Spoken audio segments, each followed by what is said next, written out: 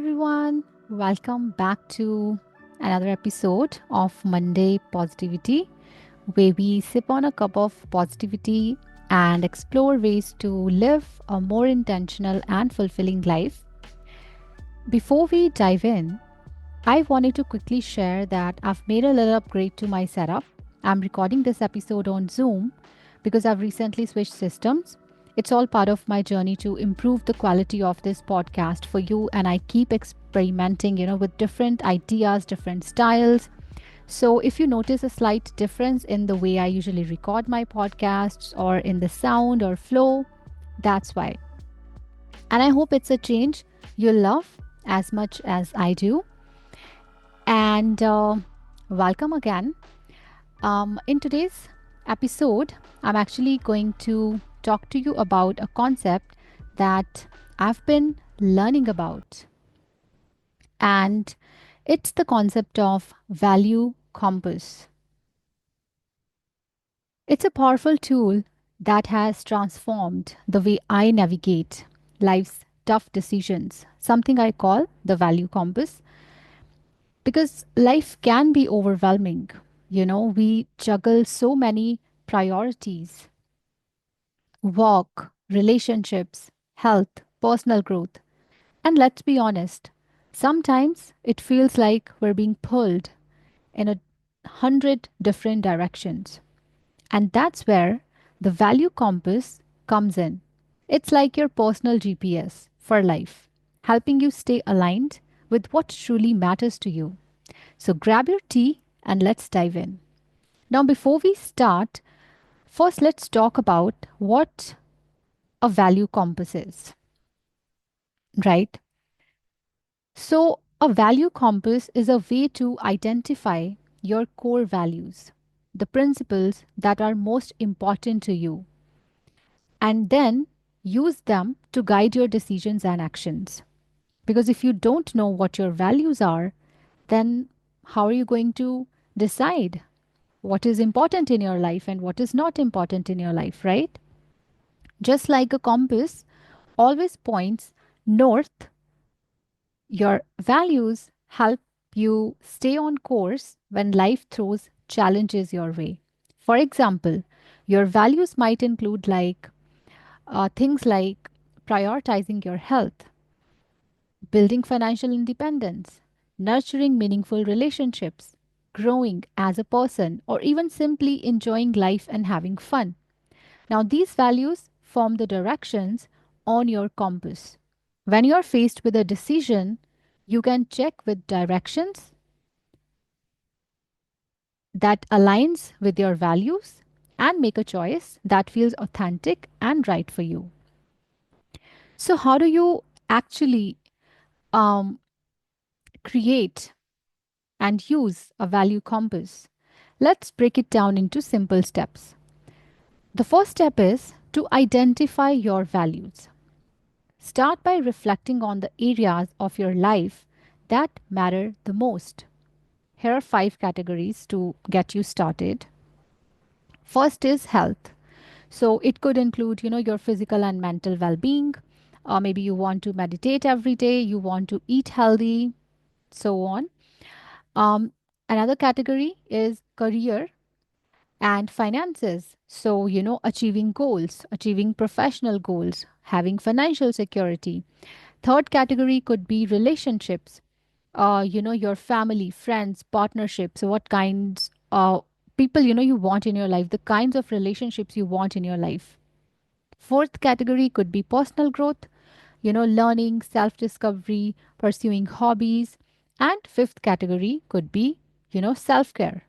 So, taking rest, relaxing, you know, following joy. So, you have to write down 3 to 5 values for each category, right? Again, for example, in this, if you look at the picture, if you look at this image, under health, you might write eating healthy or daily exercise. Under career, you might list financial independence or being a confident professional. And once you have your values, think of them as the directions on your compass: north, south, east, west, and so on. Now, here's the thing, life isn't always straightforward, and sometimes your values will conflict with each other. For example, you might value financial independence, and for that, maybe you have to work a lot. But you also value your mental health, and maybe working a lot hinders progress in your mental health department. What happens if you're offered an opportunity to work overtime, which will help in your financial independence, but you know it will lead to burnout? Now, the key here is to acknowledge the conflict instead of ignoring it. Acknowledge it. Say to yourself, I value financial independence, but not at the expense of my mental health. I value my health, but I also need to work toward my financial goals. Now, this step, this acknowledgement is about being honest with yourself and recognizing that balancing values is a normal part of life. Once you have acknowledged the conflict, you can now move on to finding a solution. And what is the solution? Solution is, it's this is a big one. You have to set clear boundaries. Boundaries are like the protective walls that keep your values safe. Without boundaries, it's very easy to overcommit, overwork, or even get distracted by things that don't align with your values. Let me give you an example. I personally value taking care of my mental health. So, I've set a boundary of not working on days when I feel like taking rest. This means no classes, no coaching clients, no meetings, no work related emails. And usually you can go with weekends. So maybe you decide that you will not entertain any work on weekends. But for me, as a freelancer, when I feel like working, I work. When I don't feel like working, those days, they are my time to rest and recharge, right? So, how can you set clear boundaries in your life? Well, first of all, you need to decide what is non negotiable for you, right? What are your non negotiables?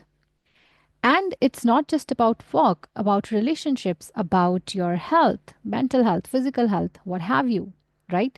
In any area of your life, all the categories we talked about earlier, what are your non-negotiables in those categories? And then once you know that, you need to communicate your boundaries clearly to others.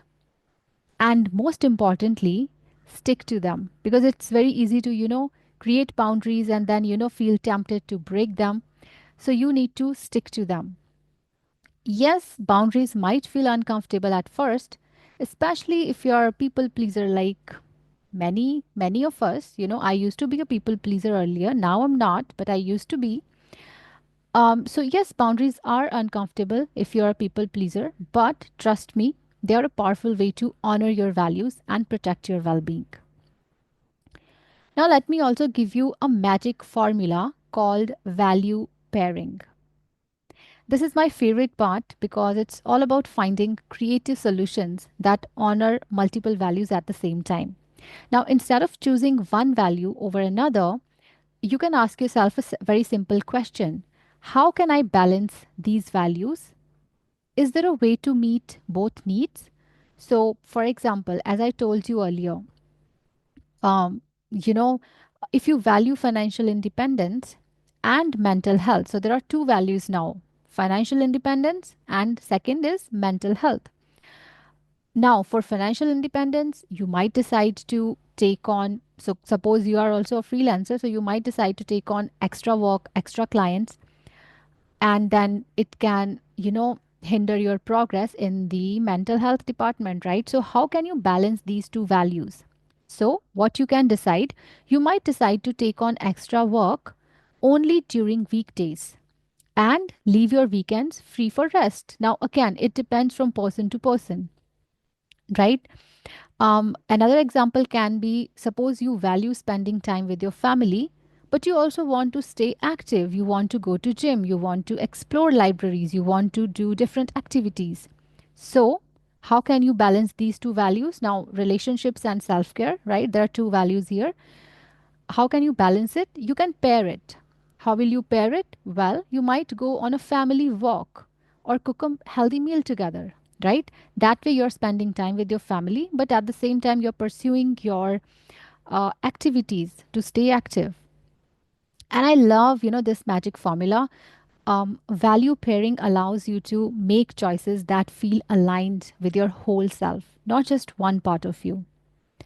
Now, I also want to give you um, a quick example from my own life. A few months ago, I set a goal to read more books because I value personal growth and relaxation, and I had um, enrolled in a course on cognitive behavioral therapy. Then I also enrolled in a course on acceptance and commitment uh, therapy, right? And I had, purchased a lot of books on these subjects. And I had even created the perfect evening routine. I'll turn off the devices, I'll make a cup of chamomile tea, settle in with one of these books before bed. But as many of you might relate to, I'd often end up scrolling on my phone or watching, Netflix or uh, TV. And I would tell myself, let me just watch this one episode. But before I knew it, the clock would strike midnight, and the book on my bedside table remained untouched. I felt frustrated because I wasn't honoring my personal growth value. But then I realized I could use my value compass to guide me. So, first, I acknowledged the conflict. I value unwinding and relaxation, watching TV, but I also value my personal growth, right? So, there were two values. There was a conflict. Then I set a boundary. I decided to turn off all the devices at least an hour before bed and keep my phone in another room to minimize distractions. And finally, I used value pairing to find a balance. I allowed myself one short episode of my favorite show earlier in the evening, and I committed to end my day with reading. And this small shift helped me honor both values, relaxing with TV and also nurturing my personal growth through reading. And it felt so much better to wake up knowing I had stayed true to what matters the most to me. Let me share another example. Um, a while back, I decided to go on a sugar detox because I value my health and I wanted to improve my energy levels. And at the same time, I was also looking forward to um, having, good time on my birthday, spending time with, loved ones, with my friends.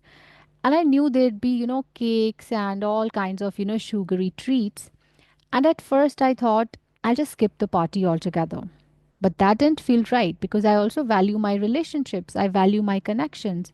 And I didn't want to miss out on celebrating with my friends, catching up with them. So I turned to my value compass. I acknowledged the conflict. Yes, I want to stick to my health goals, but I also want to nurture my connections. I want to nurture my friendships. So I set a boundary. I would attend the party, but I would skip the sugary treats. Finally, I used value pairing to find a way to honor both values.